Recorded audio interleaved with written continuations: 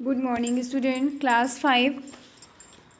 सभी बच्चों को मैंने इस चैप्टर 12 में अविकारीय अव्यय शब्द पढ़ाया था। आपका चैप्टर था अविकारीय अव्यय शब्द। तो बच्चों इस चैप्टर में हमने आपको बताया था क्रिया विशेषण और क्रिया विशेषण के भेद। क्रिया विशेषण क्या है? जो क्रिया की विशेषता बताते हैं वो क्रिया विशेषण है। इसके बाद है क्रिया विशेषण के भेद। तो क्रिया विशेषण के भेद कौन से थे? कालवाचक, स्थानवाचक और परिमाणवाचक।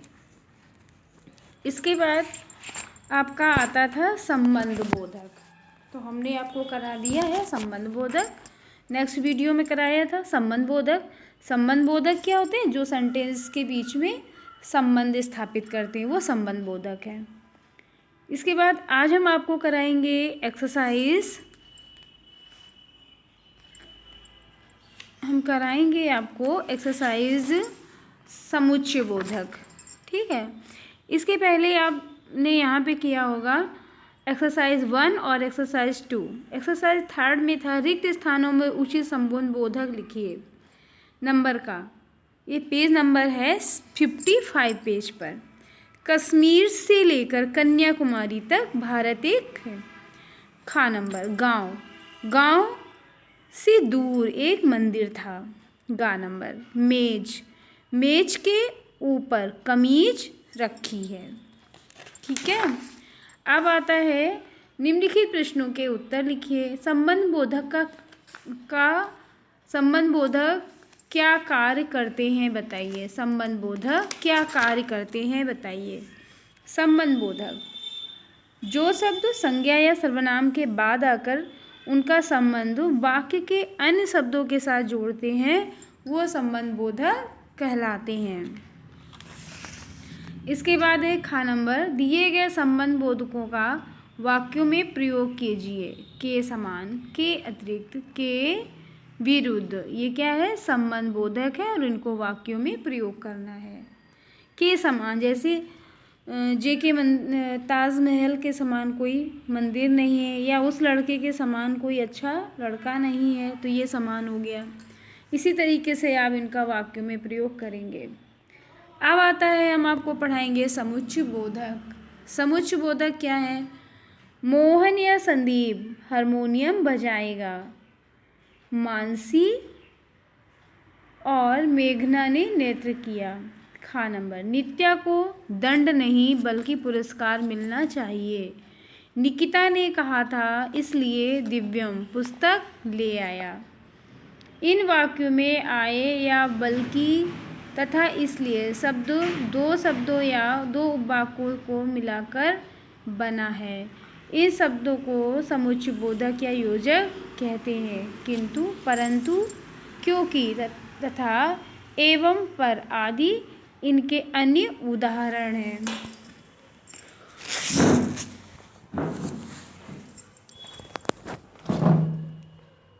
इसके बाद हम देखते हैं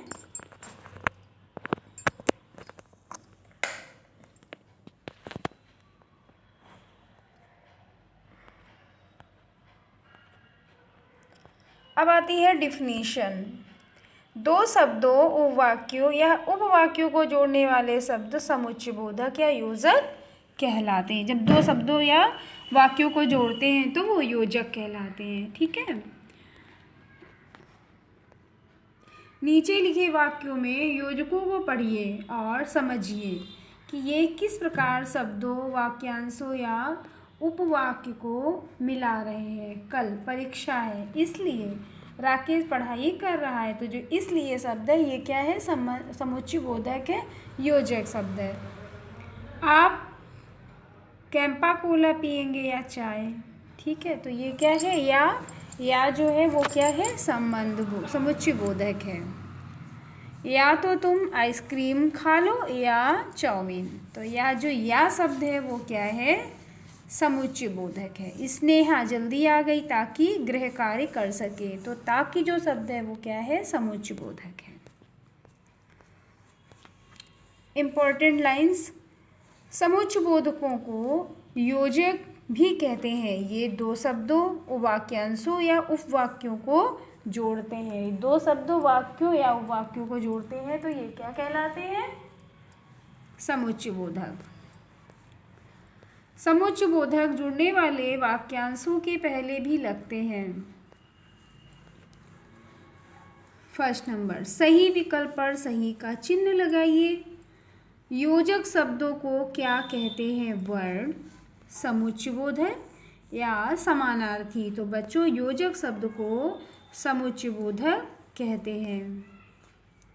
नंबर खा, योजक शब्दों से वाक्यों का क्या बनता है? योजक शब्दों से वाक्यों का क्या बनता है?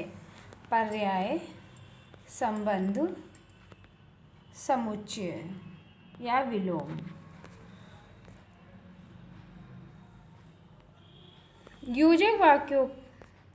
योजक शब्दों से वाक्यों का संबंध बनता है। ठीक है। फिर है गा नंबर, मैं बीमार थी, विद्यालय नहीं गई। रिक्त स्थान पर कौन सा शब्द आएगा? मैं बीमार थी इसलिए विद्यालय नहीं गई। तो यहाँ पे एक्सरसाइज फर्स्ट में आपका आएगा यहाँ समुच्चयबोधक, सेकेंड नंबर में आपका आएगा संबंध और थर्ड नंबर में आपका आएगा इसलिए। ठीक है बच्चों, तो आप एक्सरसाइज को कंप्लीट करिए।